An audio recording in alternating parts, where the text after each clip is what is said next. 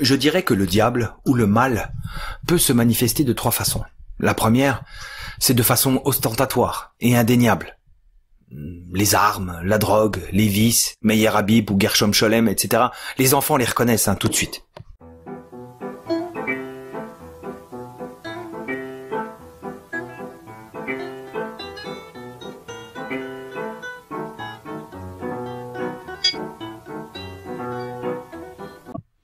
Mesdames, mesdemoiselles, messieurs, bienvenue. Le livre est une arme. C'est le livre tant attendu et l'attente en valait la peine. Comprendre l'époque d'Alain Soral. Alors, vous imaginez un livre en 2 volumes qui chercherait à vous expliquer le monde. Le premier volume, Comprendre l'Empire, vous expliquerait l'histoire, la géopolitique, les rapports de force idéologiques. Et le second, Comprendre l'époque, détaillerait, les concepts ayant mené à notre sainte modernité. Alors justement, avec Alain Soral, dans cet essai, c'est un enchaînement de concepts, sorte de réaction en chaîne à partir de l'isotope Soral. Sa pensée s'exhale en anadiplose, vous l'avez remarqué si vous le connaissez, oralement mais aussi à l'écrit. Cet ouvrage vous permettra de faire le ménage dans votre esprit. Il balayera vos mauvaises idées. C'est pour cette raison que nous pourrions le qualifier d'essai portugais. Ouais, c'est vrai que portugais, on a le droit, hein. Et français aussi. Français, portugais, on a le droit. Oh, les petites insinuations ainsi. Enfin, je terminerai le superflu, le sourire en coin, en vous disant que certes, il n'existe pas de dissident parfait, de penseur parfait, mais quand je vois comment certains dissidents au pied d'argile, dissidents de pacotille, comment certains font tout ce qu'ils peuvent pour cracher sur Soral, tout cela vient confirmer ce que je soutiens en conclusion et ce que je viens d'écrire. C'est pour ça que j'ai ce sourire en coin. Alors écoutez bien jusqu'à la fin, récompensez ce travail. Cloche, abonnement, partage, boîte de chocolat, bref, vous savez tout cela. Nous voilà débarrassés du superflu, on va pouvoir aborder l'essentiel. Débarrassés du superflu que nous sommes, d'entrée, ça frappe sec, à casser la bouche d'un conversos. On entre tout de suite dans l'idée que nous avions développée dans notre vidéo numéro 1, où nous prouvions que le progressisme était d'essence diabolique. Alain Soral ici nous démontre que la modernité, c'est l'éloignement de la tradition. C'est l'éloignement de Dieu. Ce qui vient d'ailleurs confirmer pourquoi tous les pans de la modernité que nous avons déshabillés dans certaines de nos vidéos, les écrans, la médecine actuelle, s'attaquent sans vergogne à notre âme. Et encore plus même, car la modernité l'avait déjà fait, elle l'avait déjà entamé. Cette modernité donc, dans laquelle nous baignons, s'articule autour de la raison, nous rappelle M. Soral. La raison qui s'est nourrie grâce à la philosophie, à la recherche de la cause en tout temps, et qui repose sur le principe de l'égalité. Pour pouvoir penser dans le monde moderne, il faut tout mettre au même niveau pour pouvoir tout comparer. D'où la prééminence des mathématiques universelles, inattaquables, nous le verrons en conclusion. Mais, généralement, si éloignées de l'homme et de son âme. D'où aussi l'avènement de l'économie, science inventée, fomentée, pourquoi pas, rébarbative et n'offrant finalement si peu de clés de compréhension. Tous ceux qui ont passé un bac B le savent. Seulement, si la raison n'a que faire de la complémentarité et de la hiérarchie, elle se heurte avec force à l'histoire avec un grand H, à la géographie avec un grand G et à la tradition avec un grand T. Et pour illustrer cela et le prouver, Alain Soral glisse l'exemple du libéralisme économique qui va s'implanter différemment en Orient par rapport à l'Occident. La raison n'est pas le véhicule de la vérité, et c'est ce que prouve M. Soral. D'ailleurs, il faut trouver une cause pour raisonner, mais imaginons que les causes soient multifactorielles. Cela nous a inspiré un autre exemple très rapide, qui est totalement complémentaire et qui s'ajoute vraiment à celui de Soral. L'expression pays en voie de développement, pour que vous compreniez l'idée, l'expression pays en voie de développement découle de la raison de certains géographes ou économistes. Alors selon eux, des pays puissants se développent économiquement parlant et d'autres sont en retrait, en retard, ils suivent leurs traces et bientôt en les mimant, ces pays en voie de développement deviendront pays développés. C'est beau, c'est génial, c'est une voie toute tracée. Voilà une analyse typiquement raisonnée, mais qui sera automatiquement fausse. Car les pays développés le sont devenus dans leur cadre historique, géographique, idéologique, sans modèle extérieur de qui s'inspirer. c'est-à-dire tout le contraire des 10 pays en voie de développement actuels. Donc vous voyez que la raison n'a que faire de l'anachronisme. En réalité, si l'anachronisme existe, cela prouve que la raison ne peut pas s'appliquer en tout temps. Par cet exemple, comprenez que la modernité n'est donc qu'un monde de contre-vérité, de désincarnation, de déshumanisation, un monde de barbares, comme dirait Barico. L'homme moderne, nommé individu, se trouve dorénavant coupé de tout, même de l'Église par le truchement de la laïcité. Tiens, la laïcité qui est issue des idées kabbalistes, elles aussi très proches des mathématiques. Cela rejoint notre analyse de la Kabbale de la vidéo 22 sur Monsieur Zemmour. Puisque tous ces individus sont isolés et désorientés, ce sont les groupes eux-mêmes ou des tribus ou l'ego, par exemple la communauté de lumière, ou alors le narcissisme, par exemple les bourgeois, ces tribus-là, ces groupes-là, où l'ego est le plus prégnant, qui vont se mettre à dominer, presque logiquement, dirions-nous. Ce sont d'ailleurs ces deux mêmes groupes promoteurs du progressisme à l'heure actuelle. Alors braquons notre lampe télescopique sur la bourgeoisie, justement. Cette bourgeoisie impatronisée à travers une modernité qui n'est plus inscrite dans le temps. La bourgeoisie, à partir de là, créera des outils, des instruments destinés à comprendre le monde, mais de façon horizontale, sans transcendance aucune. La philosophie de cette horizontalisation perpétuelle, c'est le positivisme. L'homme moderne cherche à comprendre comment résoudre les problèmes, mais par lui-même seulement. Par exemple, par le truchement de la sociologie, sans jamais s'appuyer sur l'histoire ou la tradition, tout en se spécialisant constamment et en fragmentant le savoir. Petite parenthèse ajoutée, cela procure encore une fois une pensée court-termiste, cette façon. La bourgeoisie va créer une sorte de pensée court-termiste qui, nous le voyons tous les jours, tend à se réduire toujours plus, allant ainsi dans le sens de l'introduction de M. Soral, évoquant l'implosion finale, par exemple à travers l'impression toujours plus accélérée de la fausse monnaie. Donc c'est une remarque que nous avons ajoutée, mais qui va vraiment dans le sens de l'introduction très brillante de l'auteur. Bourgeoisie impatronisée, disions-nous, est même pratiquement assise sur un trône, grâce à une dialectique de gauche et une de droite, qui se feront face à travers l'histoire et s'annuleront, un peu comme le dit M. Soral, comme quand on renvoie dos à dos les pro-Staline et les pro-Hitler. Vous voyez ? Ce long chapitre jusqu'à la page 135 s'avère absolument judicieux. C'est une sorte de remue-ménage et de mise en perspective des idées philosophiques du 19e et du 20e siècle. C'est clair, c'est logique, c'est le passage le plus brillant de l'essai et c'est celui qu'il faut relire, franchement. À partir de la deuxième partie du XXe siècle, la bourgeoisie aura ressenti la nécessité de créer ce que nous nommons aujourd'hui le gauchisme, c'est-à-dire le trotskisme ou le matérialisme dialectique ou le marxisme culturel, comme diraient les Anglois, époque fangeuse et pestilentielle dans laquelle nous baignons, donc, où le relativisme culturel fait office de phare. Vous savez, le tout se vaut, d'accord, comme nous le rappelle l'auteur.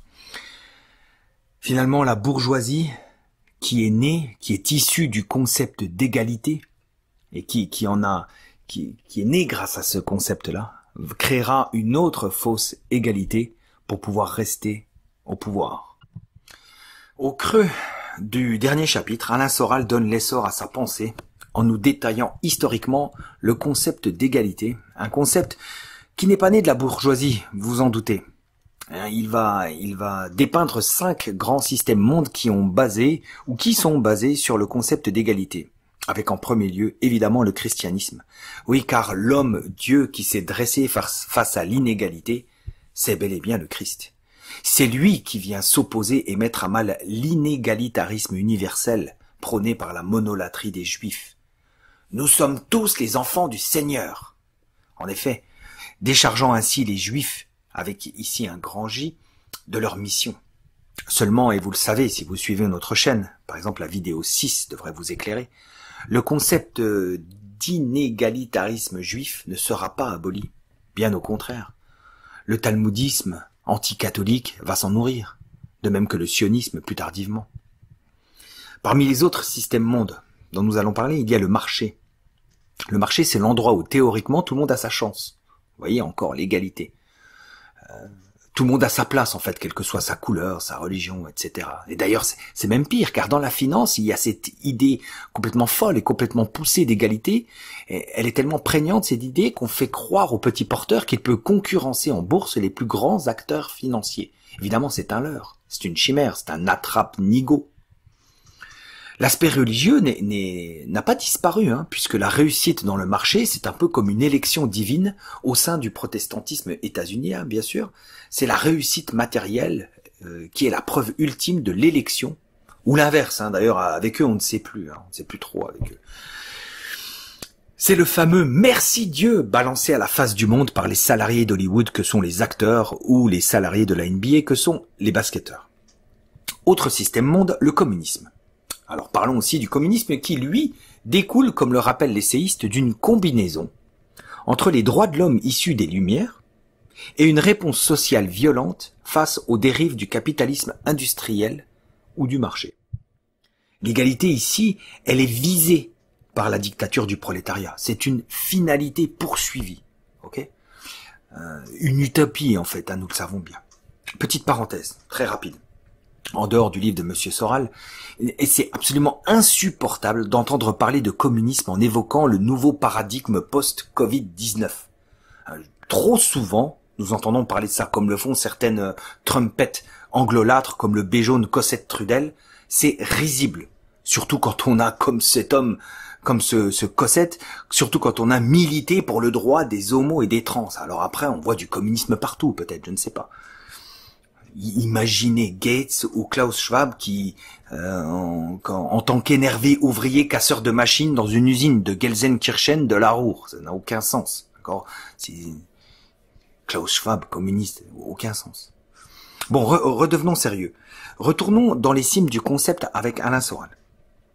La seule égalité qui vaille au quotidien, c'est l'égalité catholique, c'est-à-dire aller chercher Dieu chez son prochain, aimer Dieu en lui. C'est nous qui l'ajoutons ici. Cet amour de Dieu chez son prochain permet de faire fleurir l'amour social. L'amour social, en gros, c'est l'idée de répandre le bien. Par exemple, par le biais du travail. Un travail bien fait, pour le bien de la communauté. En fait, à soi, ça nous rapporte rien, mais on le fait pour le bien-être des autres. Dans la société. On pense à l'autre. On est donc ici à l'encontre totale, vraiment à l'opposé, du prêt à intérêt ou de l'usure, qui est une pratique juive et protestanto-compatible, on va dire. Avec l'usure, l'amour social, il fait la traversée du désert de Negev. Évidemment. Que pour les non-juifs, vous l'avez compris. Usure dont s'est accommodé le marché. Marché qui, justement, s'époumonne et provoque une crise Covid pour une refondation totale de la société, une sorte d'URSS inversée. Voilà, c'est pas le communisme, c'est une URSS inversée ou une sorte de privatisation de tout. Soral retombe sur ses pattes dans cet épilogue justement tel un équilibriste. Alors allons maintenant au-delà du livre, humblement tâchons d'ajouter quelques réflexions complémentaires. Livre puissant, difficile d'élever le niveau ici évidemment, on va juste ajouter des choses complémentaires humblement. Deux principales choses, une sur les mathématiques et une autre sur le concept de l'égalité. Nous allons monter en gamme, donc rester jusqu'à la fin. Les mathématiques. Alors certes, Guénon, Saint Thomas ou Evola planent au-dessus de cet essai, franchement. Plusieurs autres auteurs aussi. Ce sont les premiers noms qui surgissent généralement chez les gens. Mais pas chez nous. Pas chez nous. Comprendre l'époque nous a tout de suite fait penser à certaines idées et à certains concepts issus du livre « Vivre et penser comme des porcs » de Gilles Châtelet. Nous en avons fait la vidéo numéro 3. C'est un livre brillantissime là aussi. Soral et Châtelet se rejoignent dans l'idée que la démocratie c'est le symbole même de la création ultime de la bourgeoisie. L'alliance entre l'égalité et les mathématiques. Les mathématiques sont le socle de la démocratie à travers l'utilisation des statistiques, des sondages, du 1+1, etc. Mieux, les mathématiques vont créer, rappelle Châtelet, le citoyen à travers le concept de l'homme moyen. L'homme moyen, c'est l'homme né du fruit des analyses statistiques, une sorte de maître étalon à partir duquel la démocratie libérale va s'organiser, va penser, va manipuler. Au sein de cette même démocratie, la voiture jouera un rôle très important pour prolonger et asseoir le concept d'égalité. C'est étendre le concept d'égalité dans l'espace. Rappelons que le nombre, comme disait Bernanos, crée une société de gens non pas égaux, mais pareils. Saisissez la nuance. Et Châtelet, comme M. Soral, avait déjà senti l'arnaque lorsqu'il cita Attali. Il avait compris l'aspect délétère du concept de l'extension de l'égalité quand Attali affirmait dans les années 80 que les personnes urbaines de Paris, de Bordeaux ou de Lyon se sentiront et se sentiraient bien plus proches des autres personnes urbaines de Madrid ou de Los Angeles que de leurs propres compatriotes français de la Creuse ou du Lot. Une égalité pour masquer, nous y venons avec notre remarque numéro 2, une égalité étendue, absence de transcendance, là où Soral va plus loin, c'est en nous rappelant que cette alliance entre Dieu et les nombres, c'est la Kabbale. La boucle est bouclée avec Attali. Démocratie, maths, Kabbale, c'est l'équation gagnante. Mais j'ai un autre exemple à ajouter à celui d'Alain Soral. Presque le même. C'est justice, raison et Talmud. Oui, ça paraît abscon dit comme ça, mais prenez le temps de réfléchir à notre justice actuelle. La casuistique dialectique du Talmud nous fait penser que l'un des piliers de notre démocratie, soit la justice, ne fonctionne que par exception, par jurisprudence, le cas particulier par-dessus l'ensemble de la loi. Un peu comme si l'on revisitait le Tanar, un commentaire sur le commentaire, et on commente le commentaire du commentaire, et on crée une loi court-termiste. Et qu'est-ce que cela fait comme exemple? Qu'est-ce que cela donne? Ça donne des niches qui permettent aux puissants d'échapper à l'impôt, par exemple, alors que l'écrasante majorité ne le peut pas. C'est une sorte de jurisprudence. C'est la talmudisation de la justice, en quelque sorte. Enfin, notre deuxième réflexion concerne le concept d'égalité. Je dirais que le diable, ou le mal, peut se manifester de 3 façons. La première, c'est de façon ostentatoire et indéniable. Les armes, la drogue, les vices, Meyer Habib ou Gershom Scholem, etc. Les enfants les reconnaissent tout de suite. La deuxième, c'est plus subtil. C'est lorsque le mal se pare des atours du bien. Il fait du bien à court terme pour vous détruire à long terme. La pornographie, les écrans, etc. Et enfin la troisième. Et là, on monte en gamme encore plus dans la subtilité. Celle que nous avions déjà développée avec les barbares dans notre vidéo 2, dans le concept d'horizontalisation perpétuelle, dans le but d'empêcher la verticalité, la transcendance. Nous pourrions nommer ce mal le mal squatter, dans le sens où il existe pour occuper, pour truster la place, qui devrait revenir naturellement au bien. Le mal ne cherche donc pas ici à causer d'éventuels dégâts, mais plutôt à occuper le trône du bien pour l'empêcher de régner.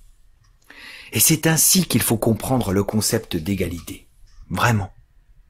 Mais alors me direz-vous, cher le livre est une arme, si l'égalité n'est pas le bien, comme vous le dites, alors l'égalité prend la place de quel bien? Alors la réponse est simple. Elle prend la place d'un concept qui a totalement disparu de notre vocabulaire, la complémentarité. Si nous reprenons les mêmes origines que les livres de M. Soral, la Révolution française, faite au nom de l'égalité par la bourgeoisie, est venue chambouler l'ordre social complémentaire établi, guerrier, travailleur, prêtre. Autre exemple, le féminisme. Le féminisme s'articule autour de l'égalité homme-femme. Ça paraît sain, ça paraît beau. Joli combat, a priori. Mais en réalité, le féminisme est là pour occuper le terrain par l'opposition perpétuelle, par l'égalité, c'est la même chose. Histoire de tuer, d'empêcher la saine complémentarité. La saine complémentarité homme-femme, c'est la base, c'est le socle de toute bonne famille. S'il n'y a pas de complémentarité homme-femme dans votre famille, vous divorcerez, c'est certain. Et c'est la base de tous les divorces. D'accord, c'est pas parce que monsieur a trompé, c'est la base de tous les divorces. C'est parce qu'il n'y a plus cette complémentarité. C'est parce que le couple n'est vu que dans l'égalité. Lorsque la société, d'ailleurs, sera devenue masculiniste ou se rendra dans un patriarcat dégénéré, comme dirait Sylvain Durin, que nous saluons, très brillant homme, par un retour de balancier inéluctable, cela demeurera tout aussi inepte et stupide. Ce sera toujours le même cycle vicieux de l'égalité qui tourne et qui se mord la queue. D'un point de vue libéral, le féminisme permet la comparaison perpétuelle homme-femme, car quand vous poussez la porte de l'égalité, c'est entrer dans la pièce de la comparaison constante. Alors qu'avec la complémentarité, il n'y a nulle comparaison. C'est un respect humble de la nature de chacun. Allons plus loin, même dans notre pensée, la complémentarité a été tuée. La raison et l'émotion. Alors soit nous avons droit à une pensée médiatique féminisée axée seulement sur l'émotion, ou soit nous avons droit à une pensée élitiste axée, elle, seulement et uniquement sur la raison, sans attache à l'émotion. Émotion dans un sens atavique, d'accord, c'est-à-dire un acquis d'une pensée traditionnelle. La vraie complémentarité, c'est la raison qui s'appuie sur l'émotion traditionnelle d'une nation. L'émotion, c'est le moteur, c'est ce qui permet d'agir. Si t'as pas d'émotion, tu n'agis pas. Mais il faut agir avec raison. Émotion, raison. Et au sein de la famille, quand les forces oligarchiques poussent pour l'indifférenciation, c'est-à-dire une sorte d'égalité totale entre parents et enfants, c'est déjà le cas à l'école, Et donc on pousse la même chose dans les foyers. Bien quand ils font ça, c'est parce qu'ils désirent saper l'harmonie familiale. Ils veulent démanteler l'autorité et la responsabilité parentale, ils veulent briser cette complémentarité saine et naturelle pour s'accaparer les enfants, idéologiquement parlant, dans un premier temps. C'est occuper un espace, donc, en résumé, pour empêcher le vrai. Pensez aussi à la fausse dissidence. Le concept maléfique égalité chasse son ennemi partout, et son ennemi, c'est le concept complémentarité. Mais où se trouve-t-il principalement ce concept complémentarité? Qui est cet ennemi à abattre? Eh bien, c'est la pensée catholique, encore une fois. C'est la pensée catholique dont la fondation principale se trouve être l'harmonie. La pensée catholique s'étiole peu à peu, croquée comme une olive, et les mots complémentarité ou harmonie disparaissent en tant que concept dans notre monde moderne. Oh, attendez. Ouais, en effet, je l'ai tout de même entendu dernièrement, une rare fois. Cela sortait de la bouche de la pitié sans âme Laurent Alexandre. En parlant du futur de l'après-Covid, il a parlé de complémentarité entre l'homme et l'intelligence artificielle. C'est ce qu'il vise. Et vous voyez, comme Monsieur Soral, je retombe sur mes pattes en conclusion, comme un équilibriste. Que jamais ne sorte de France la gloire qui s'y est arrêtée. Quando eu a vos faig saclamur, des purs et des humanas,